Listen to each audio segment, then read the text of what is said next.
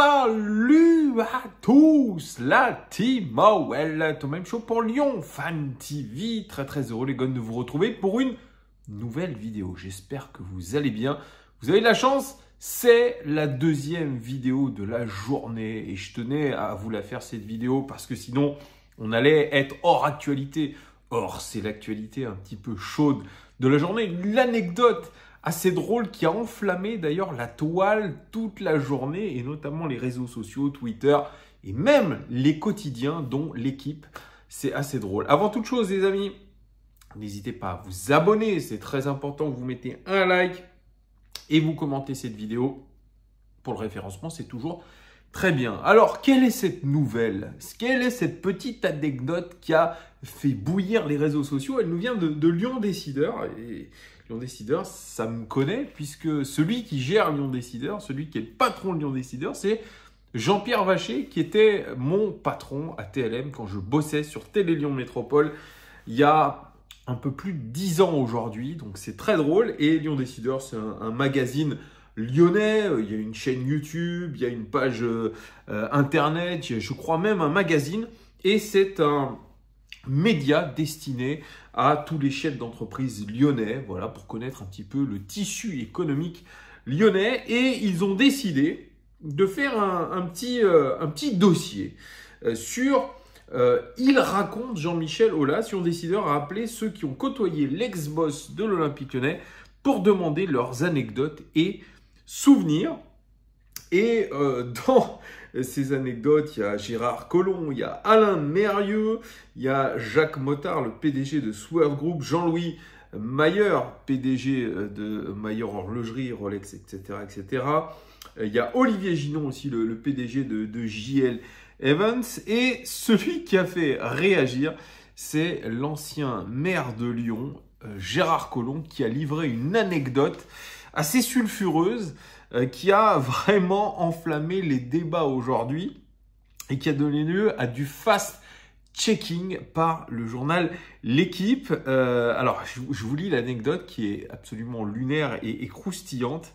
Il dit « Jean-Michel vivait toujours les matchs avec passion depuis les tribunes. Je me souviens d'un match en 2003 à Montpellier où l'on pouvait être champion si on gagnait ou s'il y avait match nul. Mais si Montpellier perdait, ils étaient relégués en deuxième division. Donc, les deux là, Aulas et le président de Montpellier, Louis Nicolin, ils étaient très amis, avaient convenu qu'on allait faire match nul à la demi-heure de jeu. Il y avait un partout et les Lyonnais n'ont plus jamais dépassé la ligne médiane. Ensuite, à 10 minutes de la fin du match, je me souviens que Juninho avait touché le poteau en tirant depuis sa moitié de terrain. En tribune, Jean-Michel était foudrage. Il a tout de suite voulu le faire sortir du terrain. 3 minutes plus tard, Juninho était sur le banc. Il avait été remplacé à l'époque par Djila Diarra. On était ensuite descendu à Saint-Tropez en fin de saison. Tout le monde était debout sur les tables.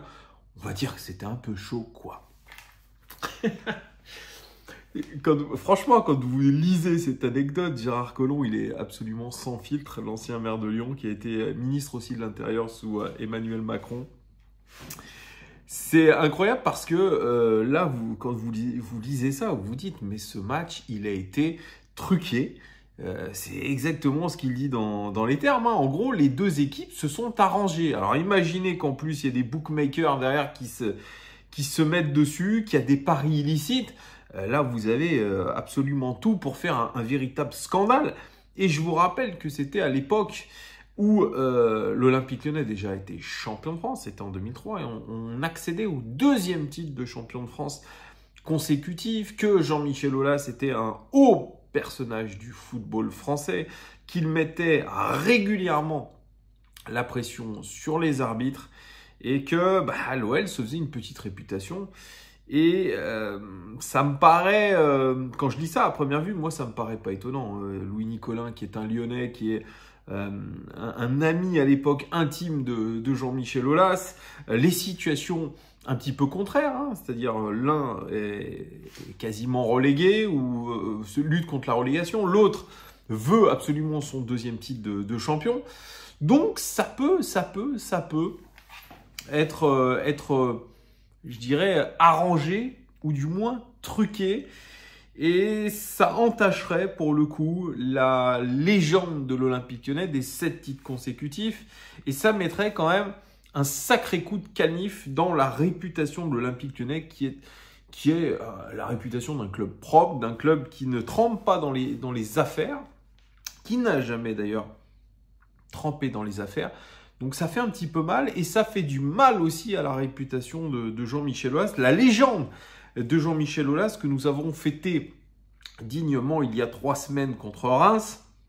Donc là, je ne sais pas quelle mouche a piqué Gérard Collomb. En tout cas, le téléphone a dû sonner aujourd'hui, que ce soit pour Jean-Michel Aulas ou que ce soit aussi du côté de Gérard Collomb, où Jean-Michel Aulas a dû sûrement décrocher le téléphone en lui disant « Mais qu'est-ce que tu as raconté là là, tu délires là. Tu nous mets dans la sauce complète. Pourquoi t'as dit ça quoi ?» Donc le fast-checking en gros de l'équipe qui démonte complètement la version de Gérard Collomb, qui est peut-être à la lecture de ce que je vais vous lire là, de l'équipe, une sorte de... comment on peut appeler ça? Il a romancé les choses. Voilà, il a romancé les choses. Il l'a fait à la sauce Serge le Mytho. Pour ceux qui connaissent, hein, c'était la série parodique de Jonathan Cohen à l'époque, avant qu'il se fasse connaître. Serge le Mytho, c'est exactement là-dedans. Alors l'équipe, ils ont dit en gros, c'est faux parce que Monaco, Sedan et Le Havre, ils perdaient au même moment. Donc Montpellier était maintenu et Lyon très proche du titre grâce à leur match nul. Oui, donc il leur fallait quand même le match nul. Ensuite, les équipes n'auraient donc pris aucun risque pour valider le maintien. Montpellier pour lui et le titre pour Lyon. Et puis le match nul, parfait pour les deux équipes. Aucune n'aurait donc pris le risque de prendre un but en contre-attaque. Voilà comment c'est expliqué. Alors oui, ça paraît évidemment plausible, mais à l'époque, c'est ce que révélait un petit peu l'équipe et c'était les propos tenus dans l'équipe. Alors je vous ressors le commentaire de l'équipe de ce match. À l'époque, il dit « Pendant la grosse cinquantaine de minutes qu'aura vraiment duré ce Montpellier-Lyon, avant que les deux équipes ne servent une bouillie qui eut le don de faire fulminer les spectateurs venus voir un match de foot. » Pour vous dire, hein, Paul Le Guen, qui était l'entraîneur à l'époque, pas très à l'aise avec ça. Il dit « Il faut comprendre qu'un match nul suffisait aux deux équipes.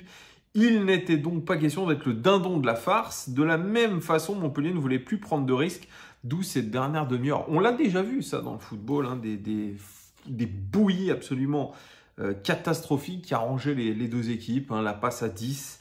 Ça, on l'a déjà vu. Moi, je l'ai déjà vu au Groupama Stadium, hein, que ce soit des matchs de Ligue des Champions, des matchs de championnat. Lui, Duverne, là, qui était notre préparateur physique, dit pas du tout, c'était pas du tout arrangé. Voilà, mais en gros, tout le monde était content quoi, de ce résultat. On avait les résultats sur le banc de touche, c'est humain que le match ne se passe pas de la même façon.